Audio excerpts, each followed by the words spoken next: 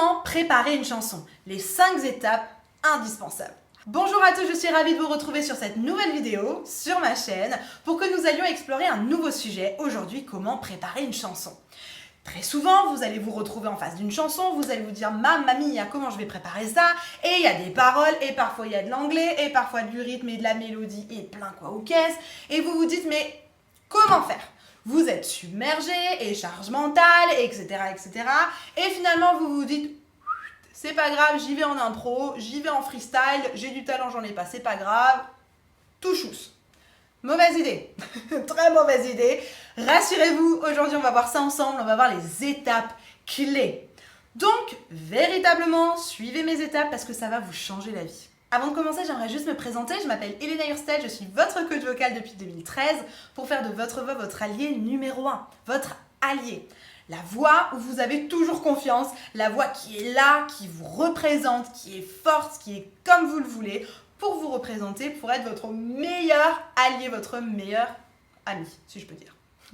J'ai créé cette chaîne YouTube pour qu'elle soit inspirante, pour que vous ayez de la technique vocale, que vous puissiez avoir des exercices. N'oubliez pas, si ça vous intéresse, de vous abonner parce que vous allez recevoir tous mes contenus en notification et dans vos emails. Si la voix, c'est quelque chose qui t'intéresse, j'ai une vidéo privée pour toi. Il faut absolument que tu la vois. Elle est nulle part. C'est une vidéo privée, elle est juste en dessous. Va cliquer, je t'assure, tu vas pas le regretter. Comment préparer une chanson? Les 5 étapes indispensables. Allez, c'est parti, on rentre dans le vif du sujet. Vous allez chercher un papier, un crayon, parce que croyez-moi, vous allez vouloir vous en souvenir.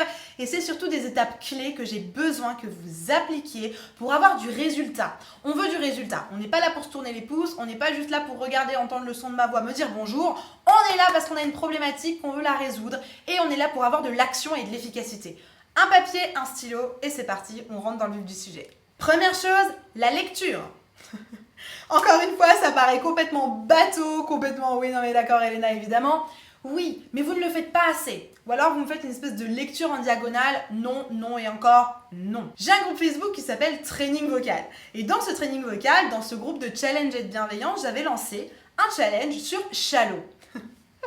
Et dites-vous que les paroles de Shallow et l'anglais de Shallow, c'était la cata. Alors bon. Si, premièrement, tu veux nous rejoindre, le lien il est juste en description, challenge-toi avec nous, c'est trop cool. Deuxièmement, si l'anglais c'est vraiment une cata pour toi, pas de souci, j'ai fait une vidéo pour l'anglais, elle est juste, je te la mets là au-dessus, va cliquer dessus et va écouter parce que ça va vraiment t'aider. Je reviens donc à cette histoire de Shallow et de training vocal. Bon, ils m'ont tous fait des super vidéos, ils se sont tous lancés et c'était trop chouette pour moi de voir que dans ce groupe, tout le monde jouait le jeu, tout le monde se challengeait et tout ça.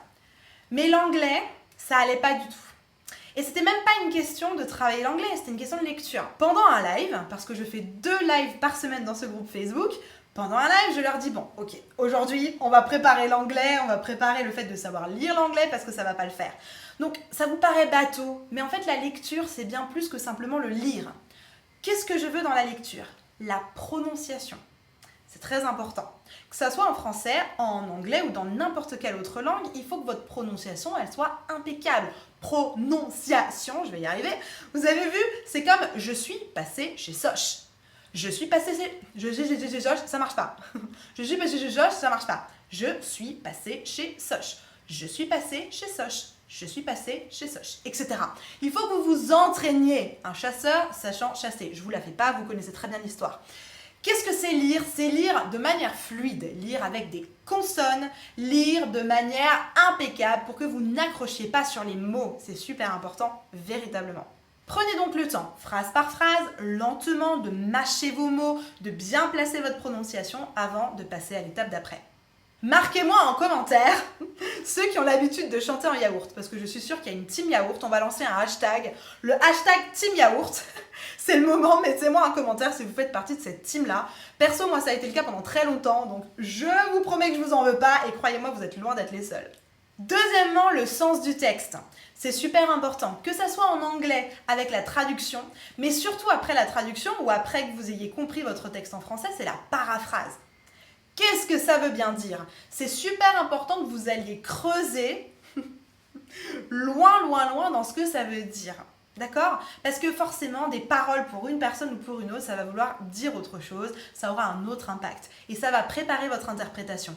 Donc une fois que vous êtes capable de le lire de manière fluide avec la bonne prononciation, on va chercher le sens. Donc si c'est en anglais, je le répète, premièrement je traduis, et ensuite deuxièmement je fais de la paraphrase, c'est-à-dire je reformule. On va prendre un exemple avec une chanson très connue que vous connaissez évidemment tous, qui s'appelle La Corrida.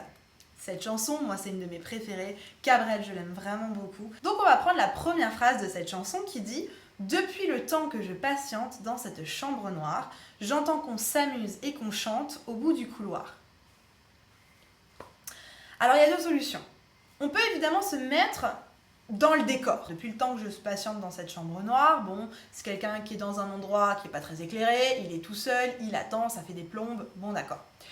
J'entends qu'on s'amuse et qu'on chante au bout du couloir. Par contre, moi, je m'ennuie, j'attends, c'est pas la joie. De l'autre côté, grosse fiesta, ils sont en train de faire je sais pas quoi. Ok, ça c'est le texte. Mais qu'est-ce que ça veut dire? C'est quoi le sous-texte?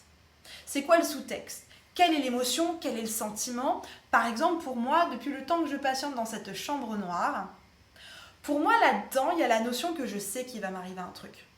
Je patiente, mais je sais c'est la fin, quoi.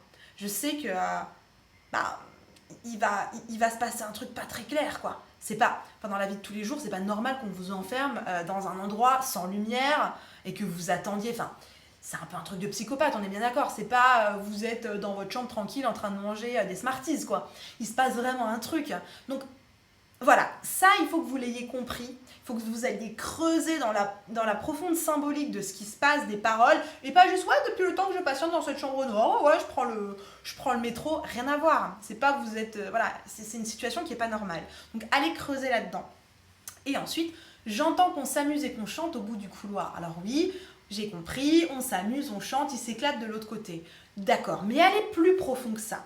Ils sont en train de s'amuser, moi je suis enfermée dans un machin noir depuis super longtemps et j'attends. Ça veut dire que j'ai quand même des bourreaux qui sont un peu sadiques, quoi. D'accord? Et que forcément, du coup, il va m'arriver un truc pas clair. Donc essayez de mettre ça en perspective. Ou alors, carrément pas. Si ça se trouve, c'est pas l'angle dans lequel vous avez envie d'aller et c'est ok. Si ça se trouve, vous avez envie de raconter une autre histoire, ou j'attends juste dans un petit coin et puis peu importe. Véritablement, peu importe. Ça, c'est votre choix en tant qu'interprète et personne ne peut le remettre en compte. Mais moi, ce que je vous demande, c'est d'aller creuser, aller loin, loin, loin dans la signification de ce que veut dire vos paroles. C'est très important. Avant le point numéro 3, n'hésitez pas à me mettre un petit like, à me dire si ça vous plaît. C'est important pour moi que je sache si ces vidéos vous plaisent, donc mettez-moi un like. Troisième point, la rythmique. C'est important, une fois que vous avez votre texte qui est fluide, une fois que vous savez exactement ce que ça veut dire, quels sont les rouages et quelles sont l'interprétation de ce texte, que vous alliez voir juste la rythmique. Moi j'appelle ça le rap.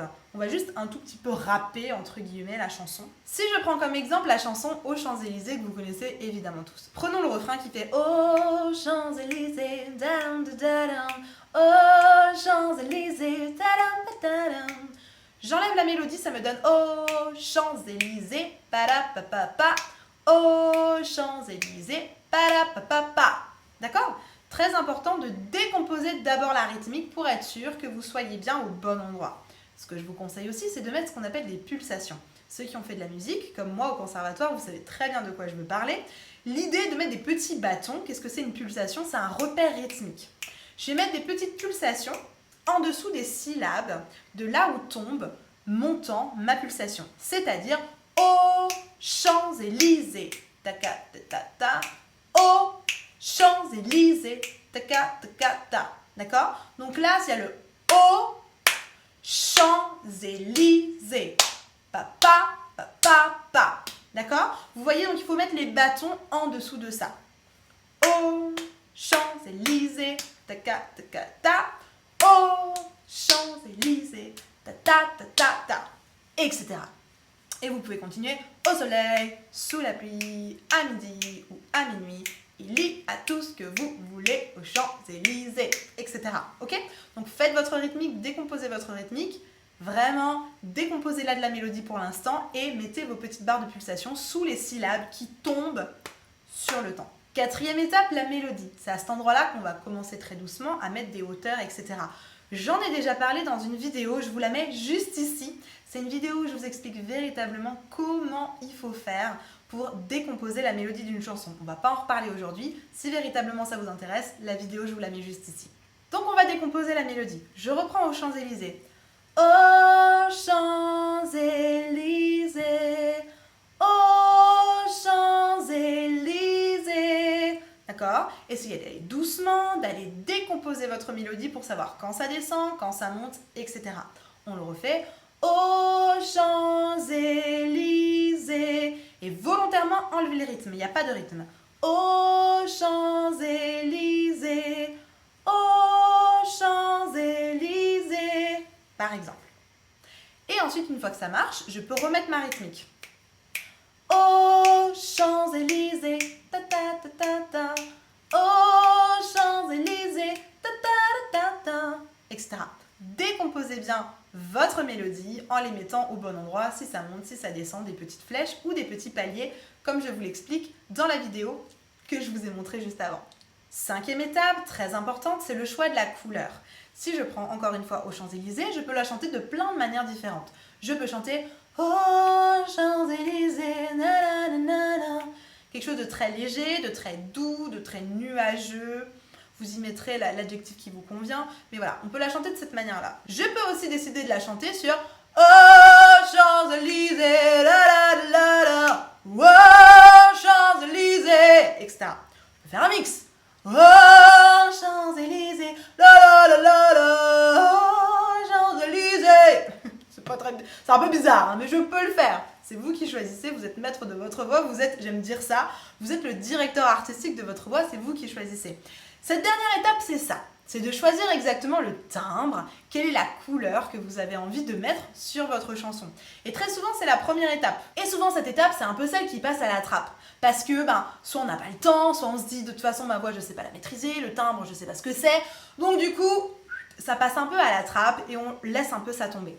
Je sais, c'est pas inné. Moi-même, j'ai dû le travailler, il n'y a pas de secret. Vous avez tous un timbre naturel, mais vous êtes aussi tous capables de faire d'autres timbres. Et ça, c'est le boulot d'une coach vocale. C'est mon travail. C'est mon travail de vous amener à découvrir toutes les capacités vocales, tous les différents timbres que vous êtes capable de faire en chantant ou même en parlant, j'ai envie de dire. Si ça vous intéresse d'aller plus loin, que je vous coach, que je vous accompagne là-dedans, allez en barre de description, il y a un petit lien vers un sondage, un petit formulaire. Répondez-y et je vous passe un petit coup de fil, on regarde ça ensemble. Le timbre, c'est donc fondamental. Il faut que vous soyez capable de choisir quel timbre vous allez vouloir utiliser. Et si c'est votre timbre naturel que vous voulez utiliser, pas de souci. Il faut juste qu'il soit confortable. Il faut juste qu'il soit maîtrisé. Et encore là, il va falloir travailler un tout petit peu votre technique vocale. Si la technique vocale, c'est quelque chose qui t'intéresse vraiment, je te mets la prochaine vidéo. C'est les bases de la technique vocale, ce que tu dois absolument savoir. Il faut vraiment que tu la regardes. C'est une vidéo de 30 minutes. Elle va t'apprendre plein de choses et aussi remettre les bases solides. Apprendre une chanson, c'est bien. Toutes les étapes qu'on vient de voir, c'est super bien. Mais va voir ça parce que véritablement, il y a des pépites que tu dois connaître absolument. Je te laisse donc avec la prochaine vidéo qui arrive juste ici et en attendant, prenez bien soin de vous.